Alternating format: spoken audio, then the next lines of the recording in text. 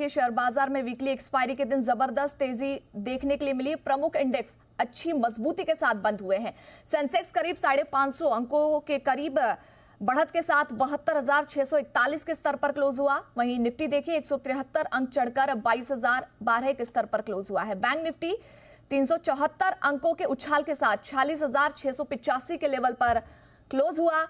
बाजार में सबसे ज्यादा खरीदारी सरकारी और मेटल सेक्टर के शेयरों में देखने के लिए मिली है। बाजार के दिन भर का हाल समझते हैं वरुण दुबे के साथ।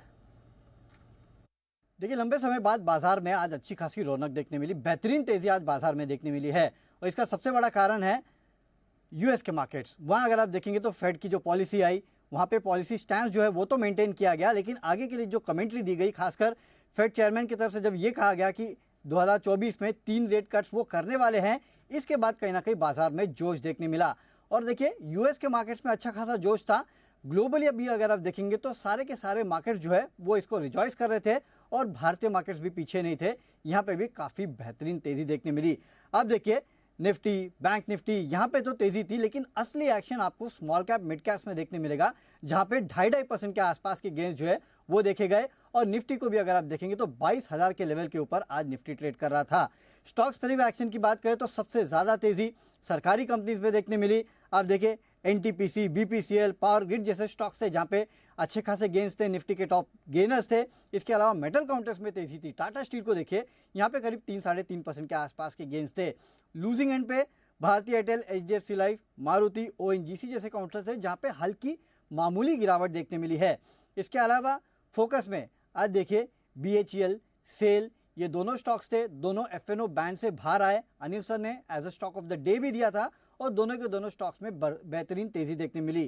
क्रिस्टल इंटीग्रेटेड आज की लिस्टिंग प्रीमियम पे हुई, हालांकि उसके बाद थोड़ा बहुत मुनाफा वसूली देखने मिली, लेकिन फिर भी लिस्टिंग 4 लिस्टिंग थी इसके पहले जो कि इशू प्राइस के नीचे हुई थी, ये उसके बाद पहली लिस्टिंग है जो कि इशू प्राइस के ऊपर हुई है।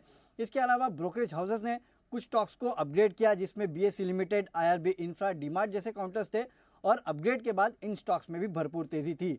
इसके अलावा अगर आप देखेंगे तो mid cap small cap universe में जिनमें सबसे ज़्यादा तेजी देखने मिली, उसमें इंजीनियर्स इंडिया था, रियल एस्टेट स्पेस ये भी फोकस में था, शोभा लिमिटेड में अच्छी खासी तेजी देखने मिली, ई मुद्रा, इसके अलावा एक्शन कंस्ट्रक्शन जैसे स्टॉक्स थे जहाँ पे डबल डिजिट्स के गेंस देखने मिले।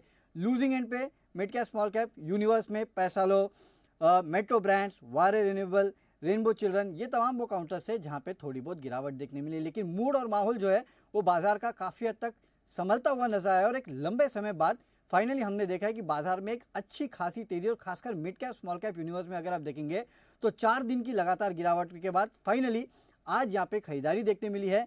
फेड की पॉलिसी के बाद अगर आप देखेंगे तो केवल भारत ही नहीं, ग्लोबली हर एक मार्केट में अच्छी खासी तेजी जो है वो आज देखी गई है।